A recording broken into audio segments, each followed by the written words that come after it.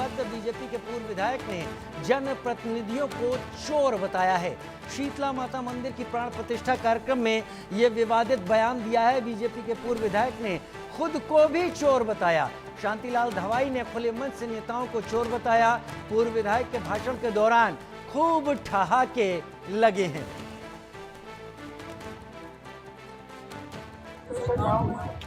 धर्म के कितनी आस्था है। भाई संजू बघेल जी ने जो बात कही, वास्तव में वो धर्म के प्रति बहुत आस्था रखते हैं। उन्होंने अपना पूरा जीवन धार्मिक प्रवृत्ति में, और हम लोगों की जो चोर लोग हैं, जनप्रतिनिधि है, उनकी सेवा करने में हमेशा तत्पर रहे।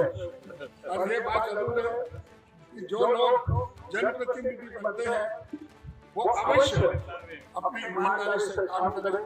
संजू भाई ने हमेशा। एहतियाब शेख हमारे सहयोगी हमारे साथ इस वक्त लाइव जुड़ गए ज्यादा जानकारी के साथ। एहतियाब, मैं नहीं कहना चाहूंगा कौन चोर है कौन नहीं चोर है, जो कुछ अभी जनप्रतिनिधि कह रहे हैं, लेकिन क्या असली चोर के बारे में कुछ बता पाए वो?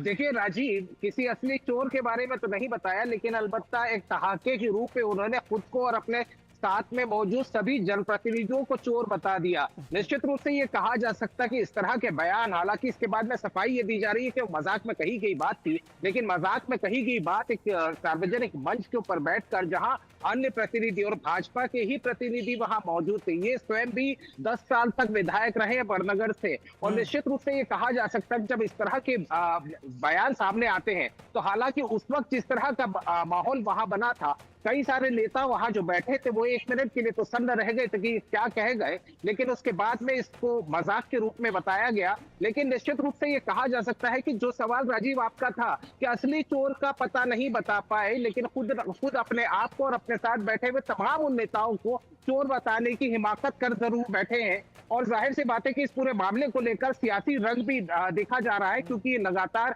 इस तरह की जब बयानबाजियां आती हैं, तो चाहे पक्ष की तरफ से आए या विपक्ष की तरफ से आए, सत्ता की तरफ से आए विपक्ष की तरफ से आए, चुटकियां लेने में कोई बाज नहीं आता। लेकिन इसकी सिवियरिटी इस बात से देखी जाती है राजीव कि पूरे क्षेत्र के अंदर, मालवांचल क्षेत्र के अंदर अभी फिलहाल ये मामला न सिर्फ टॉक ऑफ द टाउन बना है, बल्कि इस बात पर भी संशय खड़ा करता है कि जब नेता खुद को चोर बोलने लगे हैं, तो आने वाले वक्त के अंदर हालात किस तरह के हो सकते हैं। यूं कहूं एहतियाब कि इन्होंने जो तीर छोड़ दिया है, इस तीर को कांग्रेस जरूर लपकेगी आने वाले दिनों में।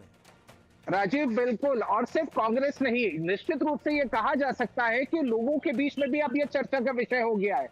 कई सारे सोशल मीडिया के ऊपर मैं मीम्स देख रहा हूं कि आखिर मान लिया गया है। लेकिन निश्चित रूप से ये कहा जा सकता है कि जो सवाल आपने शुरुआत में ही कहा था कि असली चोर की पहचान तो बताई या नहीं बताई, लेकिन इस पूरे मामले को देखकर ये जरूर लगता है कि इस पर सियासत भी होगी, और वही नेताजी को अपने इस बयान के बाद में कहीं ना कहीं अफसोस जरूर हो रहा होगा। अफसोस जरूर हो रहा होगा, लेकिन अब क्या कहें, निकल गए शब्द, तीर निकल गया। अब उसकी धार और उसकी मार सहने के लिए भी उन्हें तैयार रहना होगा। एहतियाब, बहुत शुक्रिया आप मेरे साथ जुड़े इस जानकारी के साथ।